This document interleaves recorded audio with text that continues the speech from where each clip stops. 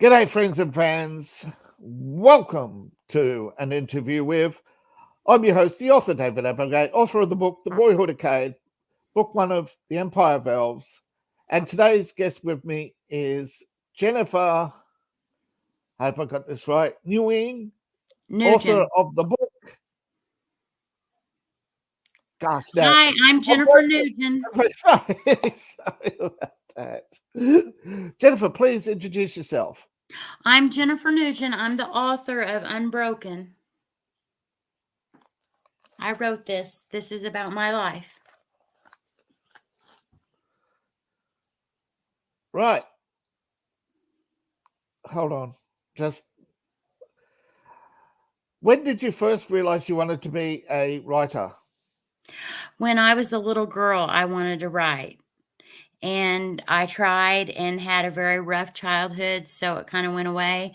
And then in my early 20s, I decided that I was going to write a book someday, but then I had kids and I used to write little books for them. And then I decided I was sick and all the time, and something was bothering me, and it was this story that I needed to get out. So I finally wrote it. That's powerful because emotions do affect our health. We know this now. We know definitely if you get sick, you get depressed, and if you get too depressed, it makes you even sicker. So definitely, I felt the same way. I actually, when my wife left me, that's when I went back to writing, and that's how I got the Boyhood Arcade. Actually, originally it was called Crisis, and it was a much bigger book. I left it in the wrong hands. It got poorly marketed, and when it reverted back to me, I had to change the title because so that's how it became the Boyhood Arcade, and the others got broken up and spun off into sequels. Yeah, everybody has a struggle, of course, but some more than others, and I'm not saying this, just because you're here. I'm just saying I'm glad you've told your story because you're obviously looking much better and sounding a lot happier. Yes. So glad you wrote your book. Thank you. Please tell me more about it. My book it takes you through my childhood. Of course, we left a lot out of it because it would be too graphic. And it takes me through till I'm older, and it's just a look at what I sustained as the small child and growing through that and how I made it. And now I'm strong enough to write it and to stand behind it. And this is my justice. This book is my justice. And I don't really care about my dad did or did not. He passed away, and I don't really hold anything against him anymore. I'm actually kind of thankful that he did what he did, because I wouldn't have a story if he didn't. And I wouldn't be powerful enough to reach other people with the same afflictions if I hadn't gone through them myself. Yeah. People ask why God allows bad things. Well, that's free will, and it's also an opportunity to do good. Absolutely. And I'm glad you've seen the opportunity. How did you prepare yourself? How did I prepare myself? I knew things were going wrong for me. I was sick all the time. And I had adult children and thought, I really need to go find out what's wrong with me for once and for all, because I couldn't remember all of this stuff. And so I went home, and when I say I went home, I went to my dad's and I found what I needed to write this book. And I'm so thankful that it all happened the way it did. Were there any outside inspirations, any triggers that people along the way who encouraged you? No, I didn't tell anybody I was writing the book. The So only people that knew that I was were my daughter, my son, and my husband. And they yeah. didn't know what it was about. My husband did, but I didn't tell the kids what it was about. Do you have a favorite author or book? I sure do. My favorite author is Dean Koontz. And I have two. Stephen King has to be the ultimate all-time favorite. I've read him since I was a little girl. Since I could read, I read Stephen King's books and just love him. Are you currently working on anything? I'm currently working on my second book, which is going to follow this one. It's going to be how after this happened. So I'm currently working on that. How after this book happened, what happened next with the COVID and the all the other stuff that happened. What advice would you give to a new writer? I would say give yourself just start writing anything that you want to write about it. Give it everything you got and take it easy on yourself. Not everybody's going to like what you do, but that's okay. Not everybody's supposed to like what you do, or just write about it. That's all I have. Just write. Now, some people find writing stressful, or the editing stressful, or the marketing stressful, or the combination thereof. How do you deal with stress? I dealt with the stress. I kind of locked myself in my bedroom and just wrote from beginning to end. And then we went through it and picked out what needed to stay and what needed to go. That's how I did it. Other people I know go in and write different parts and then they put it back together and then they this. And how did I? I had a lot of salt baths, a lot of to walks. I jog, anything to get me out of my head because this triggered me hardcore when I was writing this. Everything that I had been through came rushing back to me at once, and it was a lot to deal with. Yeah, I would say it's childhood traumas are more stressful themselves in the process of writing. Absolutely. I would not dismiss it as that. I'm just talking about the stress in general. And a lot of people out there may instantly say, oh, but I don't suffer stress. More power to you if you don't feel it. But I think there's two types of stress. One is the stress to do, and the one is the stress to don't. And you've got to manage Absolutely. those, because sometimes the stress to don't is actually your body saying, hey, it's time to sleep. I know that when I first wrote, now it took me 2 years to write my first book, and I actually had a book this thick. So I wrote and wrote, wrote. I wrote, ended up being broken into 3 parts. More than half the book was taken out, and unfortunately, the middle part was too short. What they left in, and some of the dialogue was too janky, and they didn't fix, because I just give them the raw manuscript, thinking they're going to edit it, and all they did was run a spell check, and they didn't even get that right. Oh no. Yeah. It took about 2 years to get this done from Yeah. start to finish. Yeah, and you know what scares or bewilders me? They take a year to write. It takes 20 people to write a Hollywood script, and how often do you hear it's still in? It's 10 years and we still haven't got a script. It's like, what? You got a writing team and 90 pages, 90 to 180 pages. Like, that's not even my opening chapter. Right. And a lot of stuff was taken out of my book because it was just too graphic and it would draw the reader away from the point that I was trying to make. Yeah, I think when you're writing healing, you're not going to be giving cannon fodder. Right. emotional cannon fodder. You want to. I don't know. You've heard of the 8-beat arc, right? You just make your 8 points. You can rise up to your point, and then go to the next one, and the next one, the next one, and that's then the last one's your conclusion, right? That's a Right. very common method. I don't think I follow that. I think I didn't even follow the proper free action properly, but I just wrote what I wrote because I thought, you know what? It's a powerful story.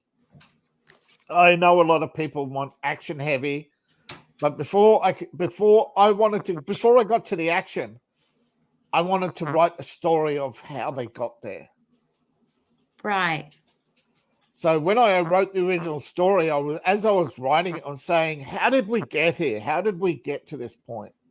And I don't want to spoil what's coming, but there's I broke it down to about 6 books. The prequel. This is a prequel that I've written, right? And it will make sense later. And I understand that, not everybody's going to like what you like. Not everybody's going to want to read what you wrote. No. But what I found is it's you can't write for the audience. All right. You may know your audience is primarily 35 to 55. You may know the majority. You may know the majority of gender. You may know 60 to 70% of them in the United States on the coast. That's as close as you can get. You might find that a few people have read these few authors. So you either copy those few authors or you do an original work. Right. Both are the same gamble.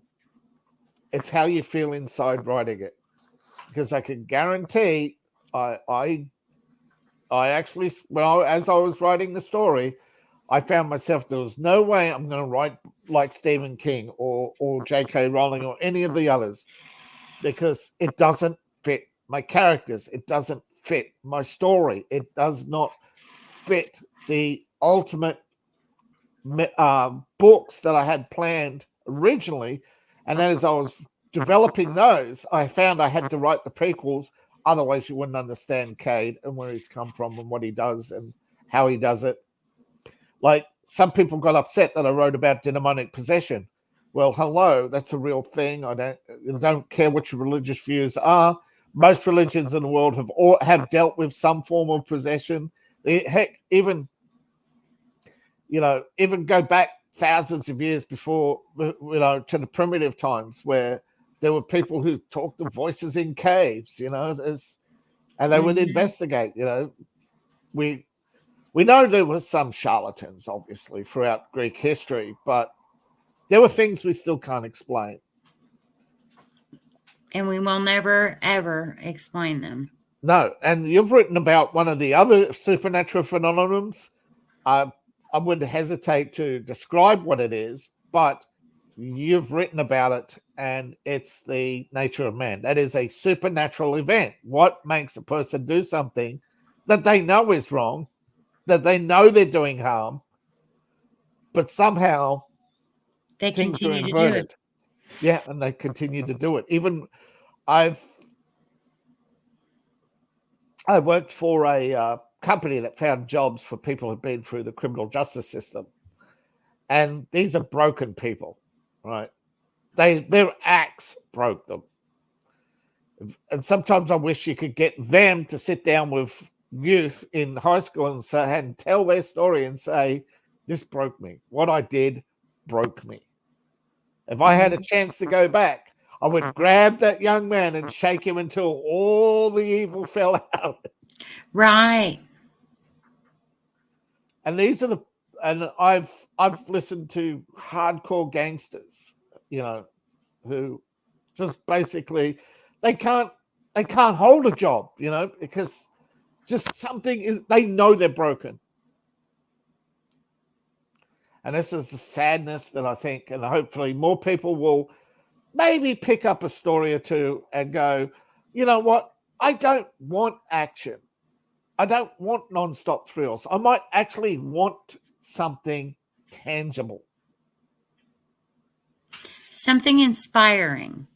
Exactly. And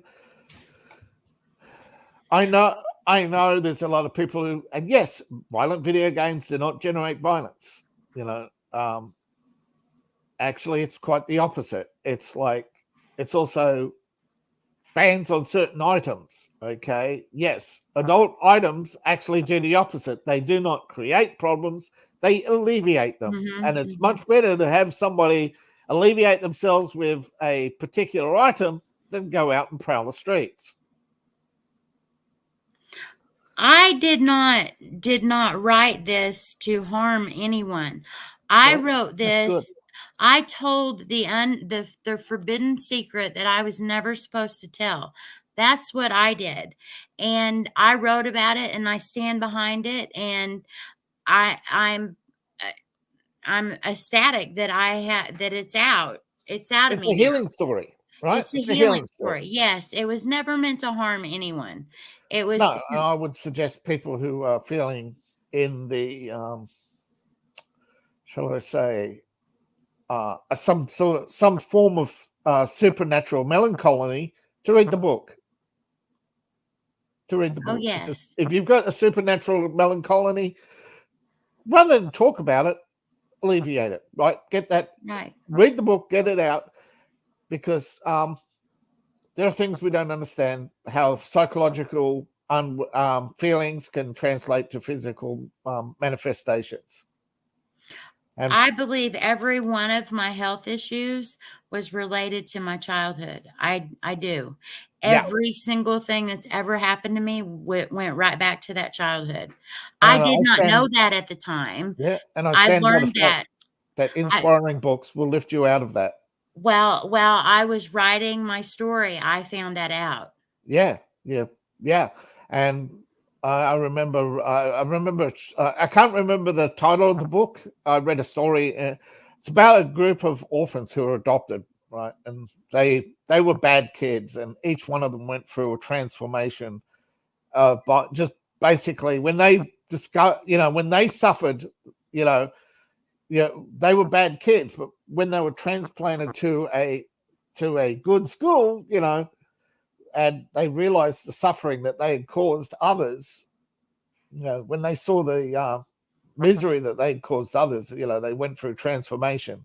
And so I do believe the healing power of confessing, whether it's, this is my secret, or, secrets, or this is my trauma, it's definitely better out than in. Right. So um, it's hopefully it's something that people will really consider doing. Because I hope so. I would love to have more people tell their story. yeah. Now, what would you like to do when you're not writing?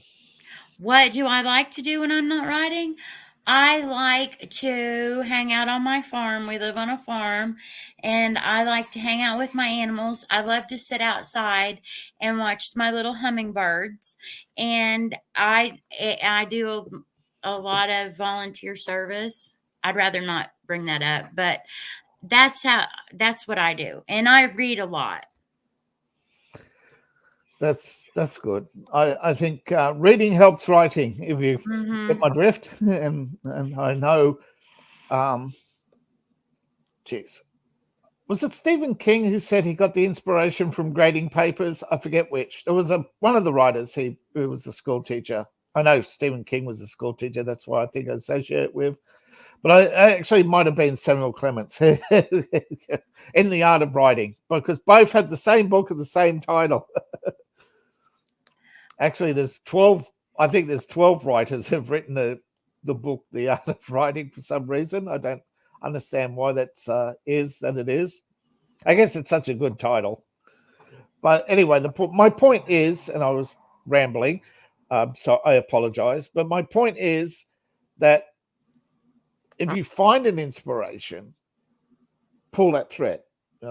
Whether it's healing your mind, healing your body at the same time, or you have a story in your head that, whether it's inspiring, dark fantasy, romance, as long as it's legal, put it to paper.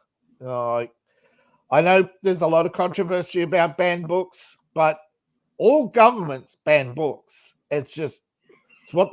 Hey, Amazon bans books. Okay, there are what's called age appropriate, and there are guidelines for every country. You look at Amazon, everybody bans books. Okay, and if you're going to write a banned book, yes, there are publishers for that, and God help you if you do. But I'm not suggesting that people. I understand. I'm just saying, from political, non-political perspective, understand that every there are some things that shouldn't be told. You know, that there are ways to do it. There are ways to tell a story without being graphic. Right. That's what we've done with mine. Yeah, I'm glad you did. Although I'm sometimes very graphic, but keep it legal. You know, I always say to people, write any story as long as you keep it legal. Right. Yeah. Thank you for writing your story. I mean that, and I'm Thank you. glad you've come on. I appreciate it. Is there anything you'd like to say before we go? I just want to thank you for having me on here. And this is my book, Unbroken, Jennifer Neugin, and I really thank you. I find it an honor to be here. And Well, I've put your link in the description. Although on X, I've got to post it after the show. I've got to post it after because X doesn't allow descriptions. They don't even allow hearts. They took away hearts a year ago. Those people didn't even notice that. You know, when on the live video broadcast, there's no more hearts. So you can't even like the video. And most people don't know the share button's in the top corner on X because they changed the position. Elon, please start fixing things. right. Thank you all for watching. Please like, share, and subscribe. You can support me on Ko-Fi, Patreon, buy my books, buy my merch. All my links are in the link tree on X or in the description below. Please and thank you. See you in the next video. Buy Jennifer's book.